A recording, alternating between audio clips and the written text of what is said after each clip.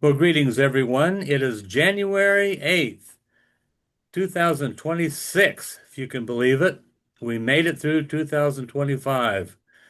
It was touch and go there for a while, but I think all things considered, we all had a pretty good year last year that will be superseded only by this one. I think this one's going to be more magical and more fruitful and in some ways more relaxing. There's going to be a lot of changes this year. Oh man, it's starting already. People are waking up, aren't they? We are the Violet Flame Triad of the molecular order here, exploring some of the mysteries of the universe, which, as they unfold, we wish to share with you on an ongoing basis. We are studying some Alice Bailey books. In particular, we're going through the externalization of the hierarchy, whose plan it is to link heaven and earth through certain members of the human kingdom, some called the new group of world servers, some higher initiates, some higher disciples. And in fact, there are certain members of the hierarchy who are in incarnation as we speak, and who may or may not even acknowledge that they are members of the hierarchy. Many times their memories are blocked so that they don't get arrogant and misplace their true purpose. We'll talk more about that as we go along. Any wins, ideas, intuitions, inspirations, visions, dreams anybody's had over the last week or two? Well, I've been having intuitions for some time, and like I said before, things are going to get bad enough that people really are crying out for enlightenment. That's a darn good thing. Yeah, the world has to reach a point of tension, and then they begin to invoke or request or demand help from above, and then they achieve what? Evocation, which is when they receive from a higher source, be it their own soul or a member of the hierarchy or a friend, the greater measure of light of enlightenment. And we are doing all we can to make available this source of knowledge and truth to as many people as we can. So I have reinstituted a game that I started a long time ago, and that was to put together a team of guess how many?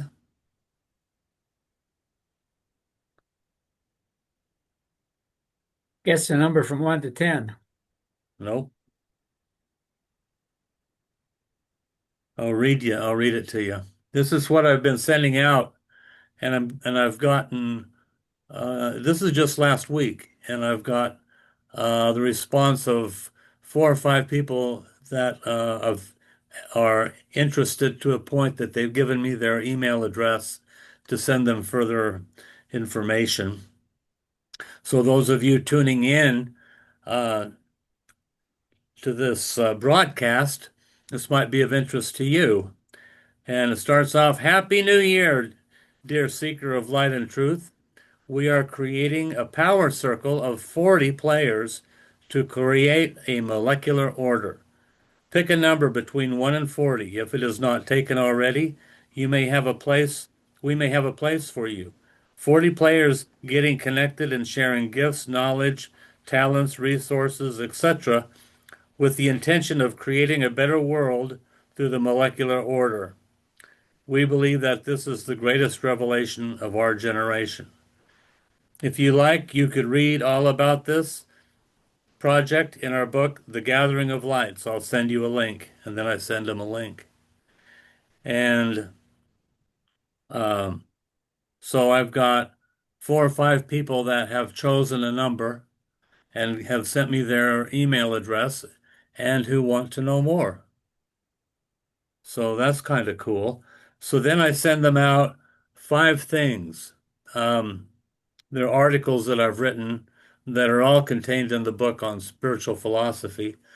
The greatest revelation of our generation and the eight phenomenon that led to its discovery. The second one is going molecular. The third one is power through synergy. The fourth one is triad technology, the power of three. And the fifth one is atoms and atoms, a new generation. It explains how atoms, ADAMS, will do what ATOMS have done following, what is it? The law of correspondences. Okay, so there's that. That's what I've been doing. And, it's a labor of love. It takes a lot of effort, a lot of energy to do it, but I have time. Um, and this is going out mostly to people who are not in Joe's group because they're already linked and joined and bonded. And 40 is a magical number because what is 13 times 3 plus 1 is 40. So your 13s, you've got your 3 times 12 plus 1, 13 times 3 is 39 plus 1 is 40. You can break down 40 in a lot of different ways, and it's quite uh, magical in its molecular arrangements. Also, 40 is a number of coming out of the wilderness. Moses spent 40 years in the wilderness. Jesus went into the wilderness for 40 days and 40 nights fasting. And the idea is that 40 players sharing knowledge, talents, resources, they can bring each other out of the wilderness of struggle and despair and discouragement and separation and all those things that the soul is the antithesis of. So that's why I chose 40. Also, when I was in Old Topanga Canyon, I got an impression to put together a team of 40 and build an ark. And it was to be an ark that would link heaven and earth. That was the whole intention. And um, so I was working on that until I came back here. It's just something, that I'm in the process of exploring, something to do. What do you guys think about that? Getting 40 players. It's not quite as um, daunting or challenging or um, intimidating as 12. You can subdivide it into 12s, but 40 is a pretty large group. People are less intimidated by a larger number than a smaller number, I think. Well, yes, I was on a Zoom meeting on the full moon with Georgia Lambert, and she had probably about 62 people. Maybe you need it'd be good to contact her. I'll give you her phone number. I like Georgia Lambert. She's cool. Well, she's got her own thing that she masters. She's a leader of. Um, There's one thing, and it has many different reflections. like a diamond. Yeah, yeah, she's got her one thing. I had this one guy. He uh I was telling him about it. He said, I've asked him if he'd like to be a part of a group of 40. No, thanks. I already together with everyone. I said, well, check out my website and let me know if you change your mind. You're not connected with me yet. If you'd like, you could read all about it in this project, all about this project in my book, The Gathering of Lights. I'll send you a link. Ha ha, I'm already number one on the world team. I go, good for you. He goes, it's not for me. A little bit of ego there. I'm number one on the world team. Okay, well, gosh, I guess you don't want to play with us underlings then. That's okay. Does that remind you of anyone else? Yeah, a few people actually. Yeah, well, people get in their own niche that want to do their own thing, and they really it's important that people put all their creative energies into focusing on what they want to create, so you don't scatter your force too much. Anyway, if you want, I'm probably going to fine tune that intro, and then you can send it out to people too. We can have a separate Zoom for new people coming in that are going to want to know more about, what's this molecular order idea, and where did you come up with it, and what is it going to look like, and am I going to have to sell my firstborn? Whatever. So that's just a thought. The idea is really have to expand and bring more people into our relationship here. We've got the four of us pretty well consolidated, but we need to create space for 100 more people to come in. How else can we do that except that we create a game for them to play that's playable? How else, Cindy? What do you think? Well, I think probably a good idea. Well, I think it's a good idea. What do you think, Ken? Yeah, I like the Noah's Ark game. 40 days and 40 nights. Yeah, number 40, out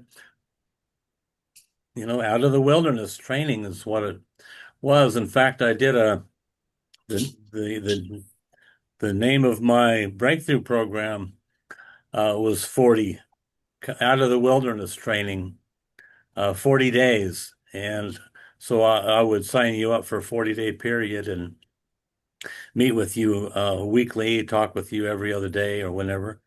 And in 40 days, be you would be going through your first initiation, and then the second initiation would be to link with two other people in a triad, and then go from there. There's a lot of ways of creating structure to make it happen. And I think that's really important a molecular order is just that. It's an order. It's an orderly arrangement. It's a cosmos. It has to have structure. And people have to see that they're involved, they're integrating, that they have responsibilities, that they're engaged, that they're a part of something.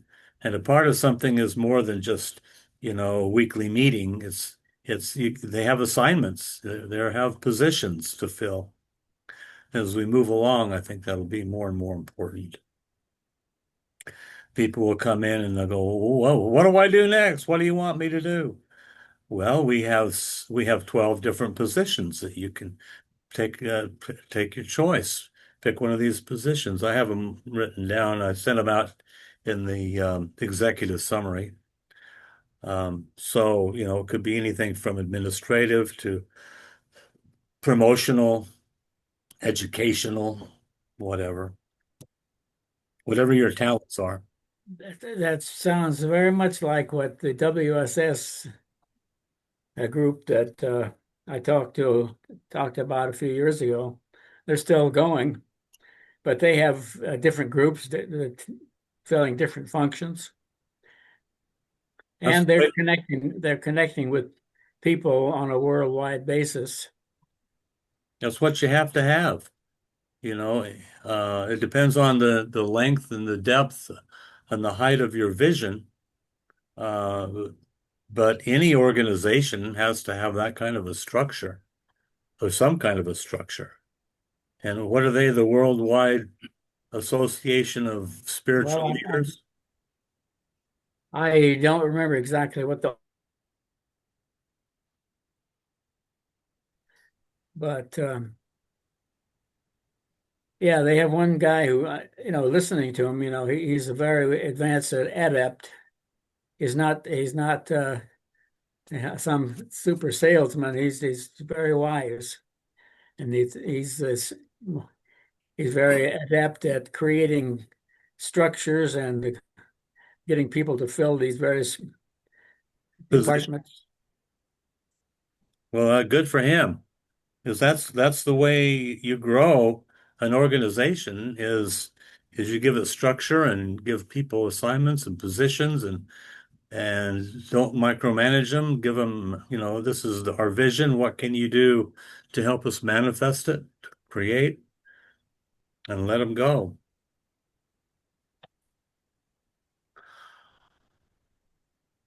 I've been reading this other book, Letters on Occult Meditation. Um, this book, I'll tell you what, this book has so much stuff in it in a short amount of space. You read the first 50 pages and it'll blow your mind. Everything from physical immortality to the causal body. It goes in detail on what the causal body is. It's the body of causes, which houses the soul, and how it's formed. It's got three permanent atoms that help uh, form the sheath of this causal body. Um, it goes into, the causal body is a collection of permanent atoms, three in all. See, it says it right there on page 30. For man is that being in whom highest spirit and lowest matter are linked together by intelligence, which is exactly what Joseph Smith taught in the Doctrine and Covenants, section 93. Pretty interesting stuff. Talks about the work of creating the Temple of Solomon and how every temple is eventually destroyed. And so it goes into the creative and destructive aspects of the soul. How there are 60,000 million units of consciousness or spirits in the evolving human hierarchy. So it's interesting, he calls the humanity an hierarchy. I guess we would be over the animals. How progress is made in group formation, especially in the Aquarian age. And resistance is a factor in the three worlds, but not elsewhere. In the book I wrote that there are three things woven into the warp and woof of the fabric of matter: pain, resistance, and what was the other one? Um,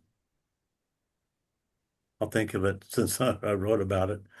Uh, Pain, resistance, and fear. And he says here, he says, um, yeah, those are characteristics of the personality. But when you reach the level of the soul, he says, pain ceases for a master.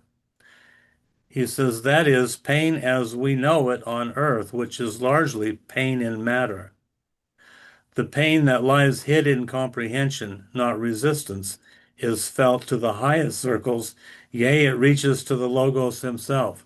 But not pain in matter, but it's pain in comprehension, pain in expansion. It's not really pain, it's more breaking free and expanding your ring past knot or your mental periphery.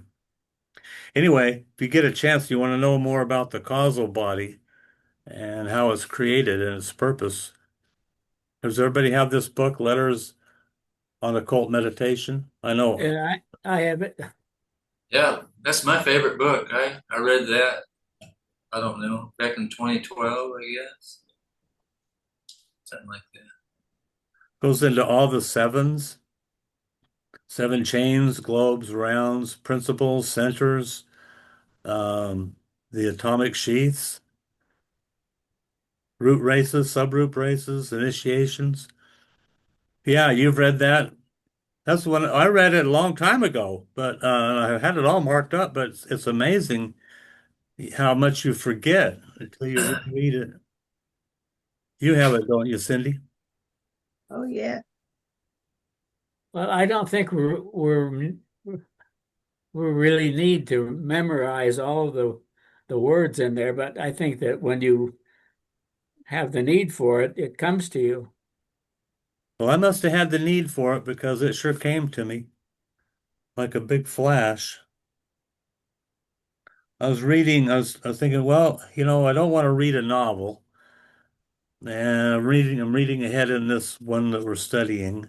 And that book kind of jumped out at me. And boy, I can see why. It really stimulates your consciousness, like, for lack of a better word, charges you up. Okay, well, does everybody know where we left off here?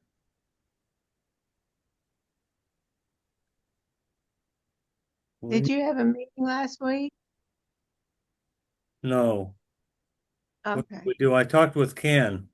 Ken and I had a little, but we didn't record it, did we, Ken? So I think I've got it marked here. So we're down at the bottom of page 552 then. That's what That's I've where got.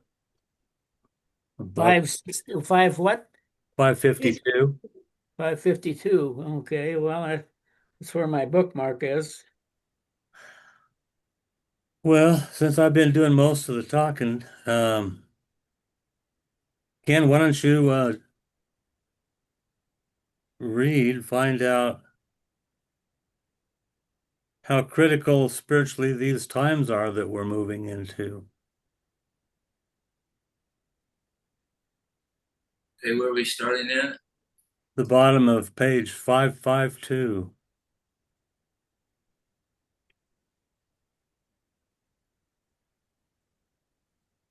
It is with No, all these. the one above it. Oh, the Yeah. you can see. You can see. Yep. You can see. You can see, therefore, how critical spiritually are these times, and how urgent is the task which confronts the hierarchy and its workers on earth. The war may be over in the physical sense, but great issues are still involved and undetermined, and can lead either to peace or to renewal of those conditions in which wars are generated, and which, once generated, cannot be avoided. It is with all these foregoing factors in mind that we approach the next two festivals, the Wesak Festival and the Christ unique occasion. One point I must make here, and I make it with great joy. This year, 1946, marks the beginning of a cycle in which humanity is more closely involved in the festivals than ever before, and in which they can take a much more important part than ever before. The Wesak Festival has long been kept in many countries, and as time goes on and the instruction of the masses proceeds, the meeting held at the time of the May full moon will assume great importance, but its keynotes will be changed. What the new keynote will be has not yet been announced and will not be for 35 years. As I earlier pointed out, its significance and that of Good Friday belong to the past, and their usefulness is nearly finished. It is the intention of the Buddha and the Christ that in each country there should eventually be someone who will act as their representative at the time of the two festivals, so that the distribution of spiritual energy from the first great aspect or ray will be direct from the Buddha and later Shambhala to the Christ, and then from the Christ to those disciples in every country who can be overshadowed and so act as channels for the direct current of energy. I marked that last paragraph. That's pretty profound. So he's looking at the year 1980 um, as a time when there would be an overshadowing, and he's looking to create some bridge work so that there are initiates or disciples in every country or every large city or every geographical area that can be linked and overshadowed by the Buddha or the Christ or one of the disciples.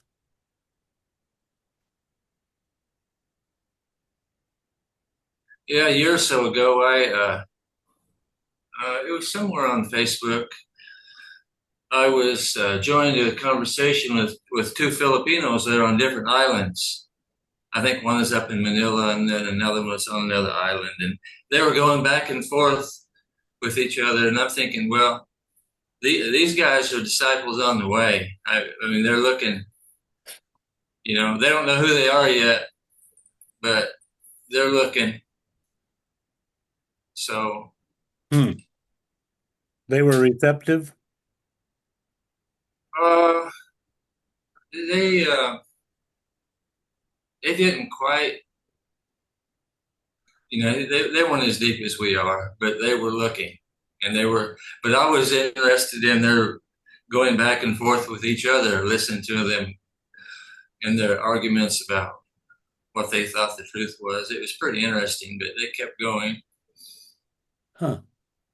So that surprised me. So there surely are disciples in every country. They just don't know who they are yet. Well, it might be good to run an ad. Joe and I used to run ads in the National Enquirer and sales magazines and Thrifty Nickel, uh, coast to coast, and we had quite a number of people respond. Sometimes a good ad will stimulate public thinking. What do you think of that, Cindy? Should we run an ad? Well, what would you say in the ad, and where would you would run the ad in the country where you are, or Yeah. Well, okay, that material that I read to you earlier about forming a team, 40 players, I would rewrite that, craft it so that it would be presentable um, to those that are seeking, that maybe want a little more light and truth and can see the value of synergy. There are local newspapers, the Argus Observer in Ontario, Oregon. And then we could have little meetings over at Wingers. They've got a banquet room and just say, hey, we're having a meeting open to the public. Come on in and get acquainted, and then have them fill out little questionnaires and start talking about stuff, positive change. what It, sort of response did you get when you did that before?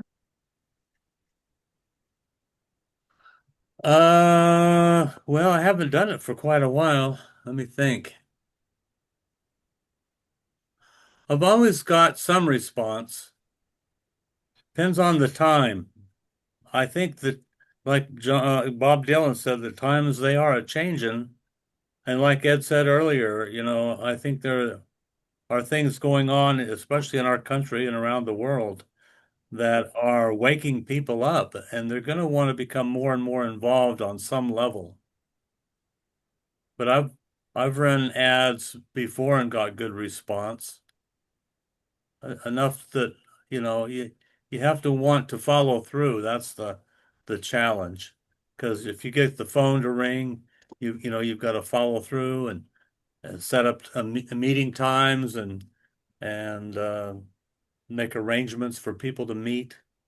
It's a whole project. It's not something that you can take lightly. You have to really dedicate some time to bringing people together into an association, starting from the ground up.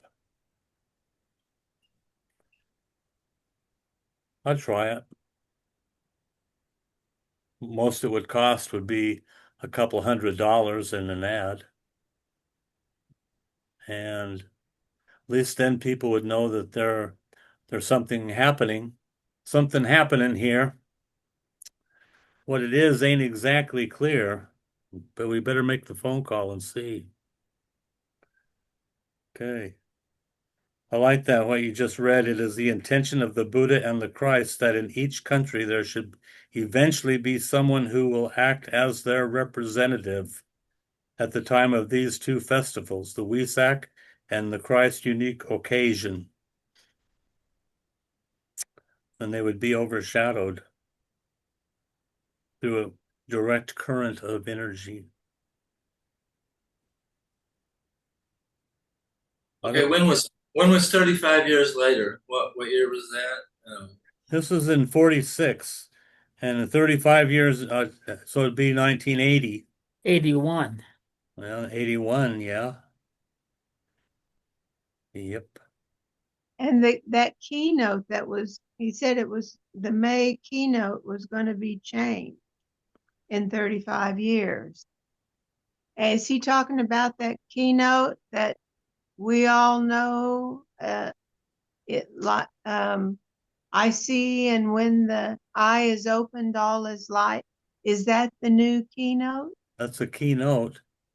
He It says, is I a don't use the word lightly, a note. He talks a lot about sound and musical frequencies as the vibration or the consciousness of humanity rises, it reaches a new pitch, and they sound a new note. So he says, I don't use the word keynote lightly, but it's a keynote. The note is the key. So you have to figure that out, I guess, what that note might be. F sharp. I don't know. But there's certainly a new vibration, a new frequency that we're feeling in this new year already, based on certain events taking place for a reason. Sometimes it's better not to judge the event, but look at the result of the event. What's happening? What did it cause to make happen? How is it waking people up? You know, even evil can have a positive outcome. Read on. Read on there, Cindy. The same procedure will be followed at the time of the full moon of June, except that Shambhala will not be so involved. And with the difference that at the May festival, it will be a first ray disciple who will be overshadowed. And at the June festival, a second ray disciple will represent the Christ in every land. This can mean either the soul or the personality ray of the disciple. It has not been possible to organize this development this year, but next year a beginning can be made, even if only 3 or 4 countries can work under this inspiration. The effects of this development will be far-reaching, though not immediately apparent to the onlooker. So what he's been describing here won't come into effect until 1947, presumably, and the May full moon of 1947. This year, at the great festival in the Himalayas, at which the Buddha will appear as usual, he has let it be known that his main duty is to bring the initial inflow of the threefold energy, which the invocation invokes and will continue to invoke for many decades. From the mind of God, light will flow through him to the waiting world of men, that human center whose eternal mission is to bring light to all creative life. created lives. From the heart of God, he will bring to the hierarchy, via the Christ, that deep, unending inflow of love, which will make it possible for the hierarchy to perform its hard task and externalize itself. It is not possible for human beings to realize the sacrifice and the hardship which this emergence will entail, and only a vast inflow of divine love can make it possible. Boy, amen on that one. Wow. I wonder if this will be like an initiation for the hierarchy. I mean, it's not. It's going to be hard for them to descend here, and it's going to make them sick. I mean, to adjust to the change.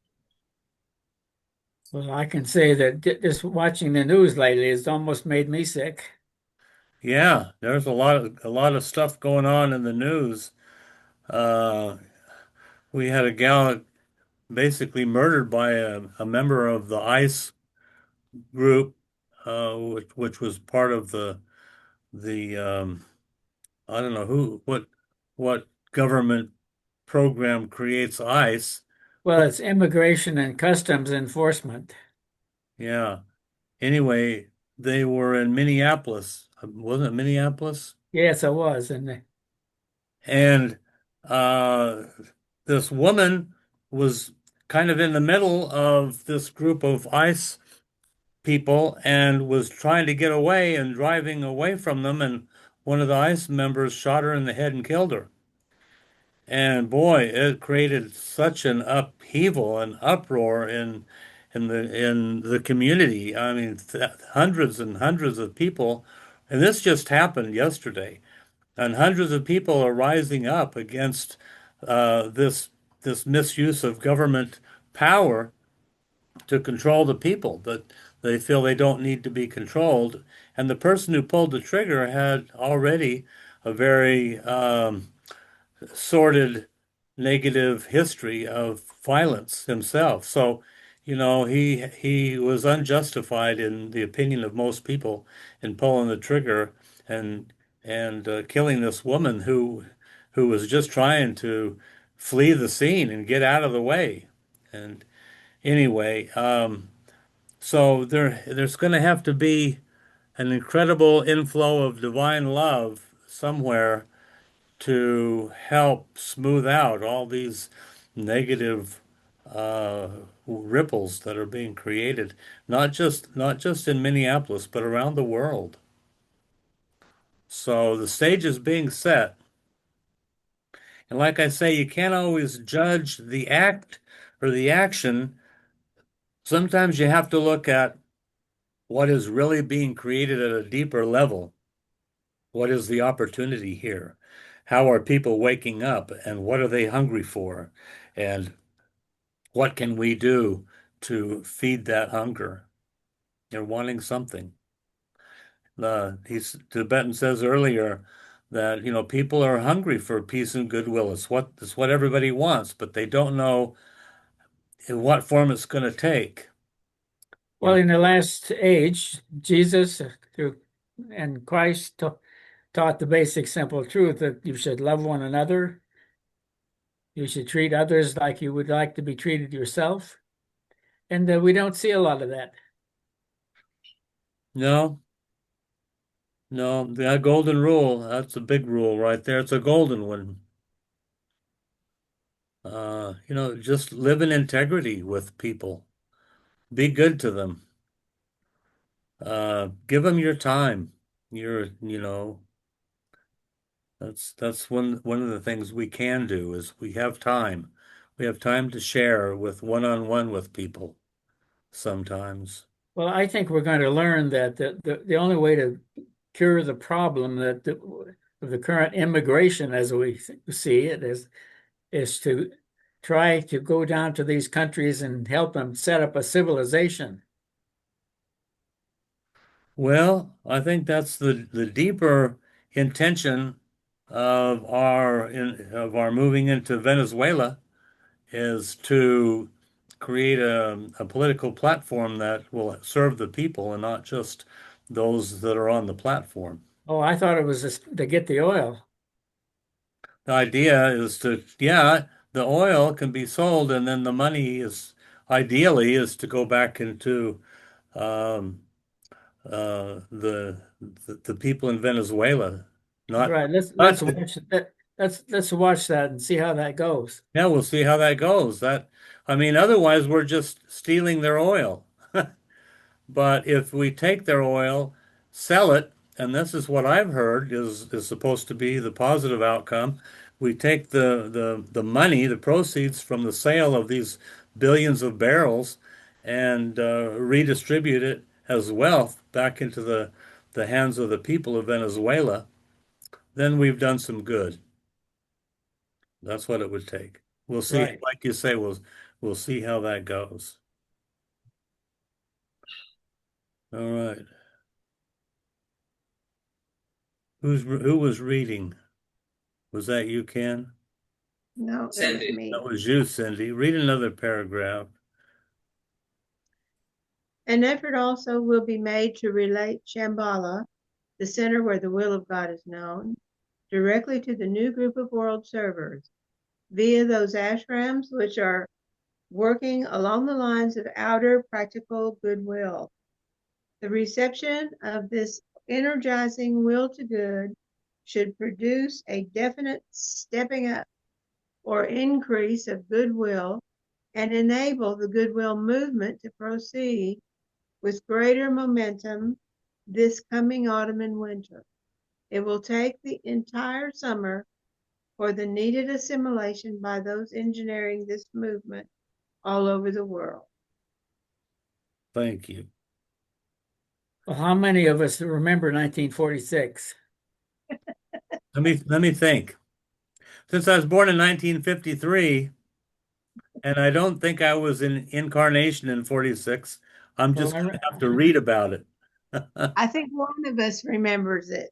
I was 8 years old. I was 8 years old, running around on our farm in Missouri. Ed was there.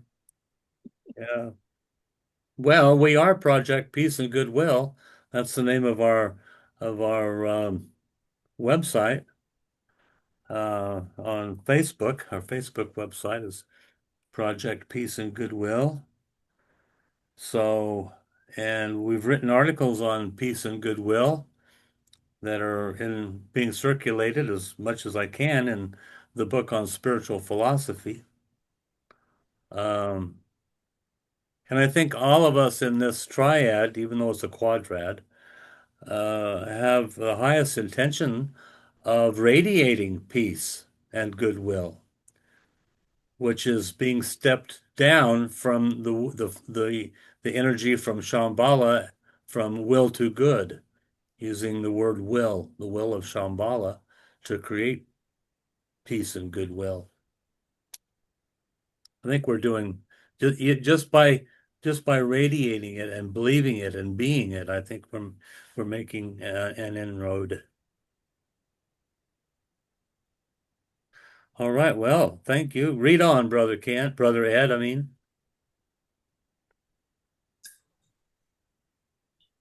The absorption of the love which flows from the heart of God to the hierarchy will necessarily have widespread effects.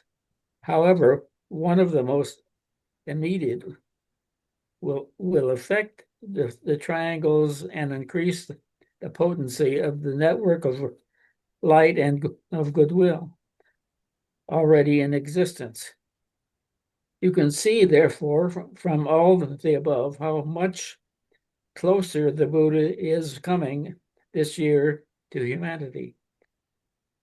He now finds it possible to permit human beings to know his specific objective. This has never before been the case. It is a result of war and the efforts of hierarchy to bring out of the human being certain ennobling qualities and spiritual reaction which this stress of war could evoke. This year will mark a unique and peculiar opportunity based on the fact that there has not yet been time for people to slip back into the old ways of thinking or for the setting up of any reactionary structures. This may not be the case next year, and therefore it would be wise to take the full advantage of possible as possible of the coming festivals. Those who have faith and vision are asked to link up imaginatively, because anything that would scarcely be possible, which the Buddha then offered themselves to as channels for the spiritual potencies which he will bring.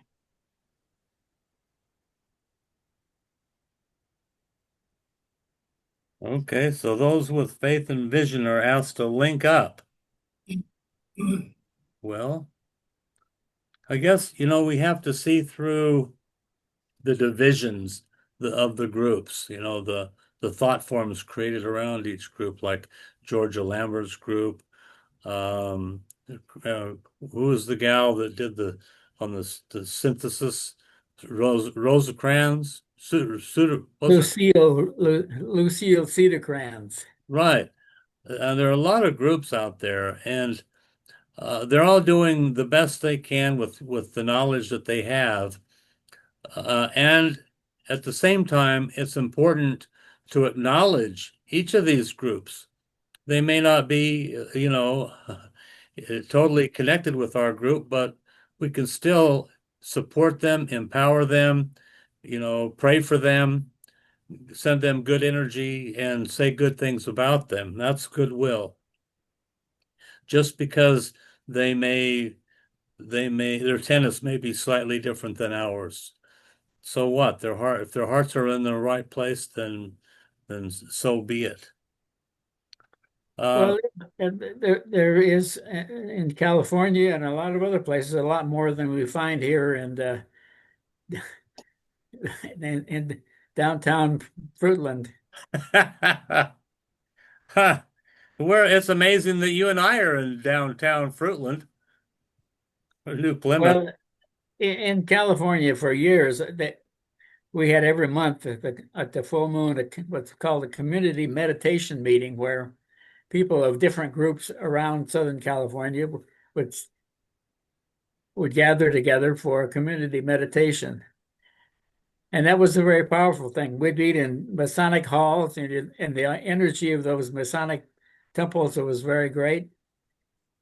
I missed that quite a bit, really. And I used to meet every week with about 8 or 9 people on 10 o'clock in the morning, would read these books. And meeting in person is far more powerful than me sitting here staring at this machine. Yeah, a little bit. Well, I miss the groups in Southern California. The one there at Temple Shrine, what we used to go to on Sunset, Yeah, on the ocean. I miss that. Ojai, I really miss Ojai. From Meditation Mount to the Ojai Foundation, to what was the name of that library they had there? Cortona. Crotona Institute. Cortona. Yeah, Crotona. Uh, I had a lot of good memories. We would go up there with be 6 or 7 of us go up there and go through the library and spend the day in Ojai, and just soak in all that spiritual energy. Uh, Feel the energy of old Krishnamurti, who was up there quite a bit. Yeah, Krishnamurti Foundation. It was right down the hill from Cortona. Yeah, I mean, there was just a spiritual center that I miss, and then um, all the way down to uh, San Diego. San Diego, there was a lot of enlightenment all up and down the coast. Yeah, the Self-Realization Fellowship had a center in Encinitas, the same group that you were talking about at Lake Shrine at the Pacific Palisades. Yeah. Yeah, I had friends in Pacific Palisades that were in on that. You know that fire that burnt that whole area? It burnt everything except Yogananda's center. Oh, is that right? Right, it went all the way around. How about Topanga? Did it hit It, Topanga? well, I think I sent you a video of the guy who did a YouTube tour of that area, and there was a lot of that was burnt. It's I been a lived year now. Yeah, it's been a while. Yeah, that chapter just closed, and here we are. Okay, so you read one line here that I want to call attention to that goes along with what we were saying earlier about the conflicts that are happening, especially in Minneapolis, and the wars around the world, and you can condemn them, but here he's saying it is the result of war and the efforts of the hierarchy to bring out in the human being certain ennobling qualities and spiritual reactions which the stress of war would evoke, which otherwise would not have been evoked. So that's what I was saying. Sometimes you have to look beyond the act itself into the deeper meaning of the cause. Well, Master Moria, in a group I was with, came to us and he said, "Don't be too concerned with the running of men in war, because it's a portend something greater." Right. Portend something greater.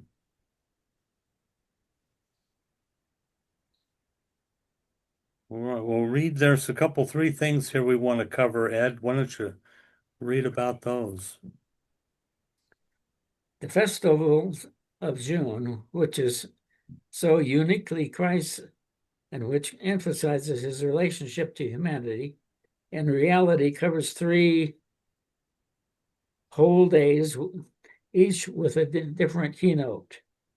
Number one, the keynote of love in its hierarchical sense, free from sentiment, emotion, and personal emphasis.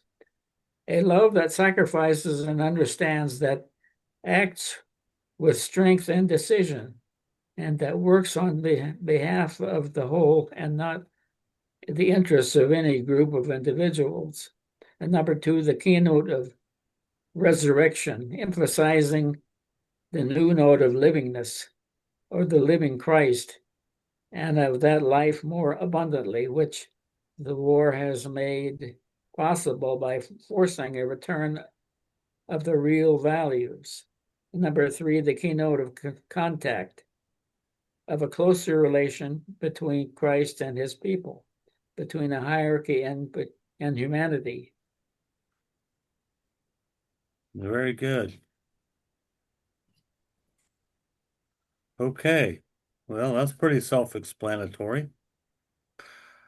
I'll read a little bit. The word keynote, and we talked about this earlier, has been deliberately chosen and signifies the sound which preceded each major inflow at the May festival. These energies will be released at a solemn ceremony on each of the 3 days. At each ceremony, the Christ will say the new invocation alone, and then the united hierarchy will intone the stanza alone, invoking light, love, and the will to good, one on each of these 3 days. Those disciples or initiates who happen to be interested and watching the triangles or the goodwill movement will have them in their minds as they say the first and third stanzas. And the new group of world servers will receive some attention when the second stanza is chanted. I would call your attention, therefore, to the interest shown by the hierarchy in the embryonic efforts in which you are engaged and which I started.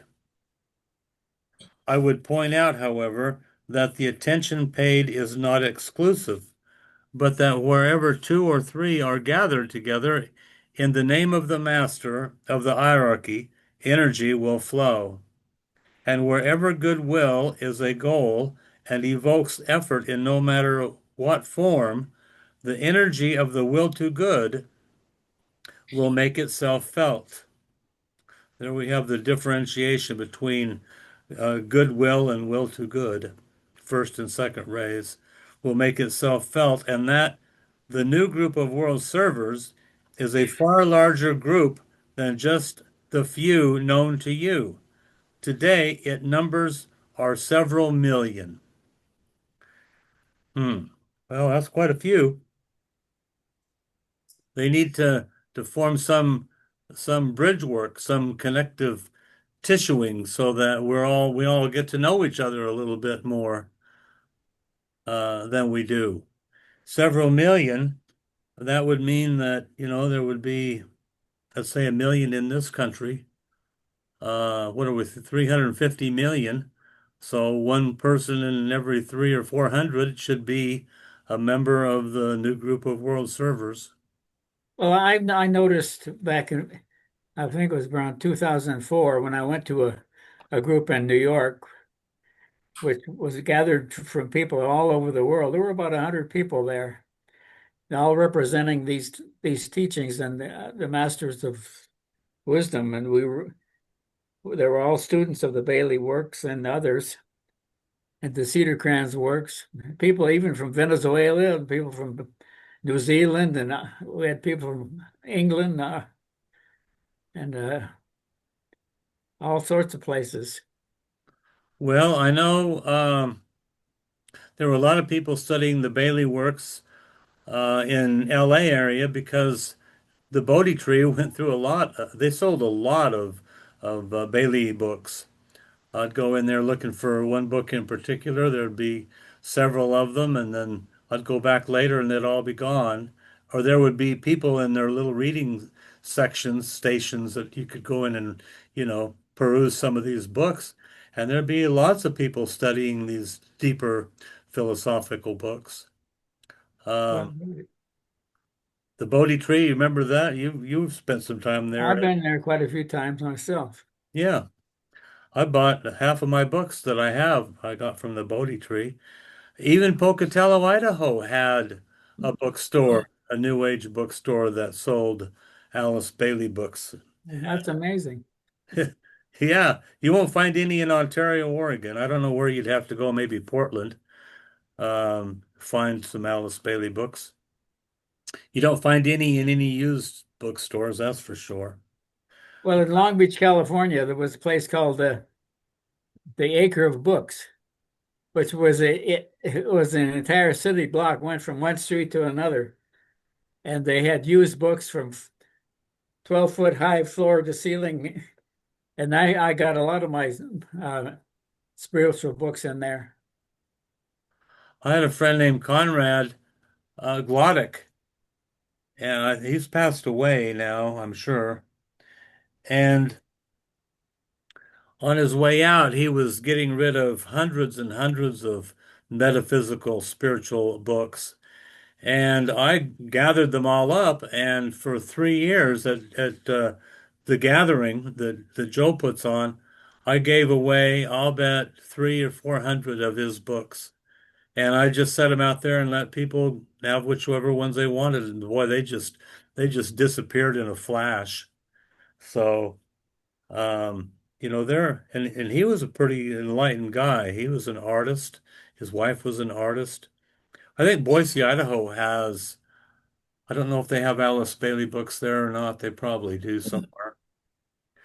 Boise probably has as high a percentage of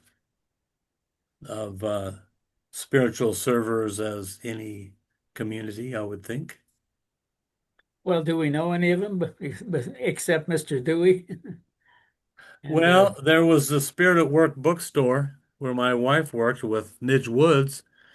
And she put on several events. She had the guy Emoto, Hidden Messages in Water. She yeah, had him and in fact, I bought 7 or 8, I don't know, 10 books. He signed some of them. I met him. she had quite a few things going on in a positive way. Um, let's see. We did a few radio television shows. She and I did. I gave one dissertation on the power of prayer, how you can manifest through prayer. If you're strong enough, if your invocation is strong enough, your energy is strong enough to make anything happen. So I don't know what's going on in Boise now. I haven't been there for a while, but I know there were quite a few spiritual centers, and I was doing some life coaching, and I started doing life coaching in '92, and then in 2005, 2004, somewhere in there, there was a whole flash, an intuitive flash that hit hundreds of people, and all of a sudden, everybody wanted to be a life coach. And there was a big article written on life coaches and who they were, and quite a few people were. It's like they just downloaded this all this information on how to be a life coach, and overnight, you had life coaches springing up everywhere. How Well, did I got an idea. You've heard of Art Bell. He used to have a radio program. Yeah, Haven't you heard of Art Bell? yeah, I've heard of Art Bell on the East Coast. Yeah, you could get yourself right there in that room they're sitting in. You could get a microphone and you hook up to some radio station, and you could get on the radio and have people call in. Yeah, well, I thought of that. I was going to call it Skyline Radio. Right. Skyline Radio, because I lived at Skyline Drive in Topanga. Um,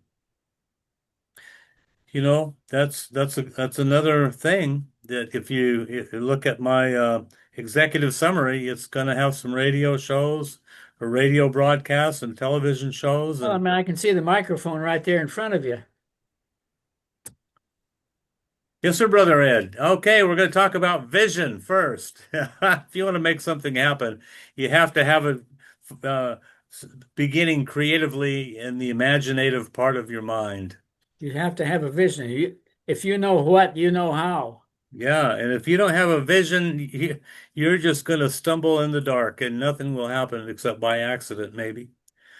But if the clearer your vision is and the stronger you feel about manifesting that vision, the easier it will come to you. And you have to feel it. You have to feel it in your whole being that you want it. Your desire nature has to be on fire. Stuff like that. And it's true. You manifest what you want.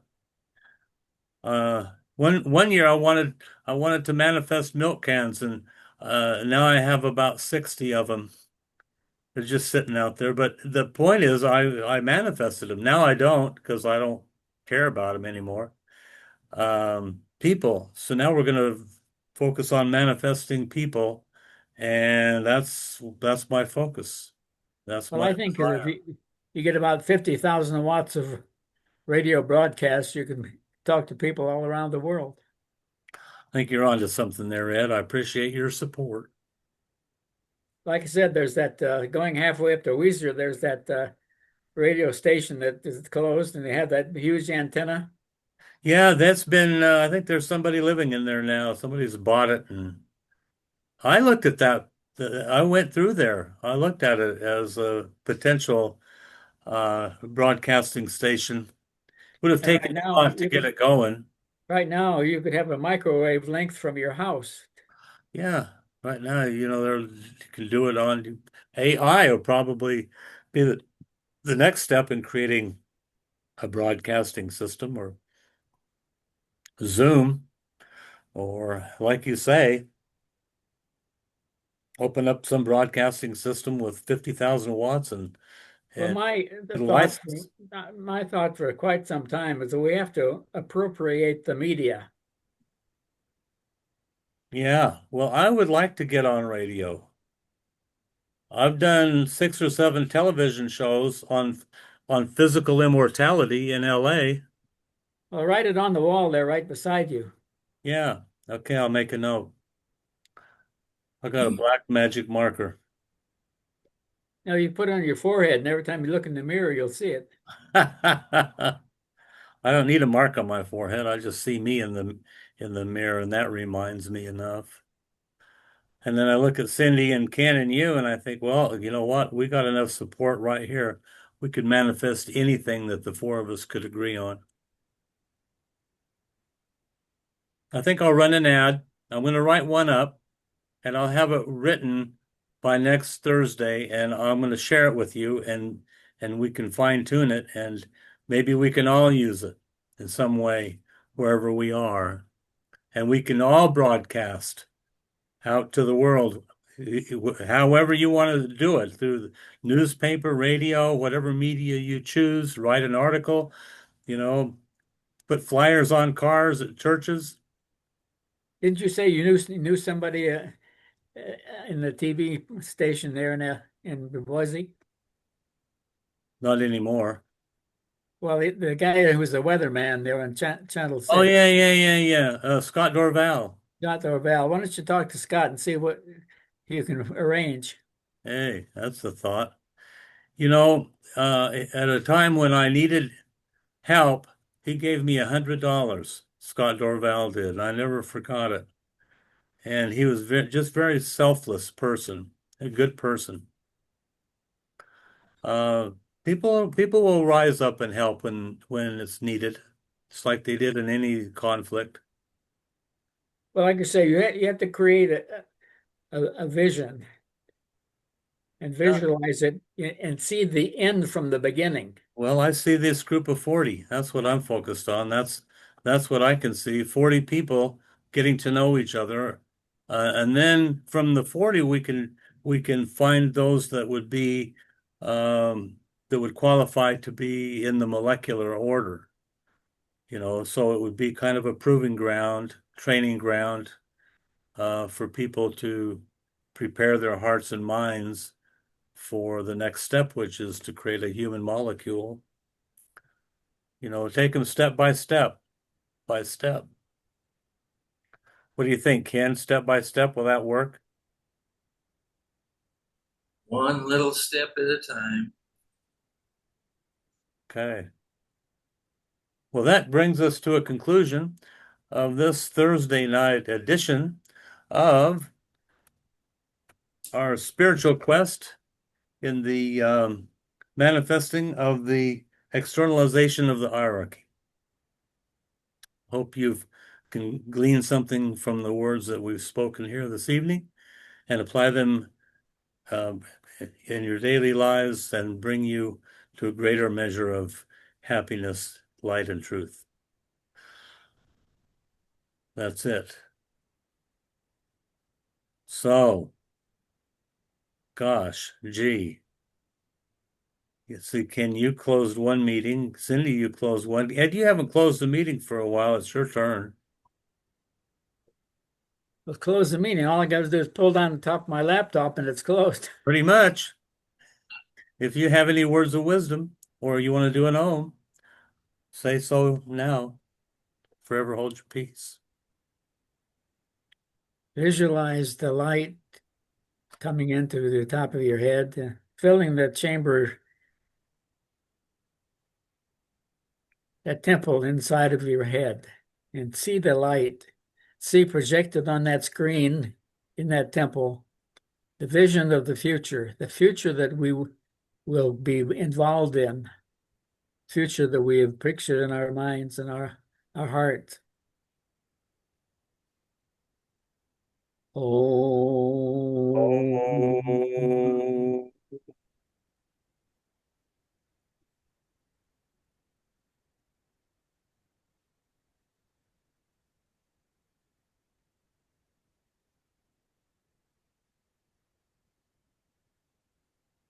Let the light shine on.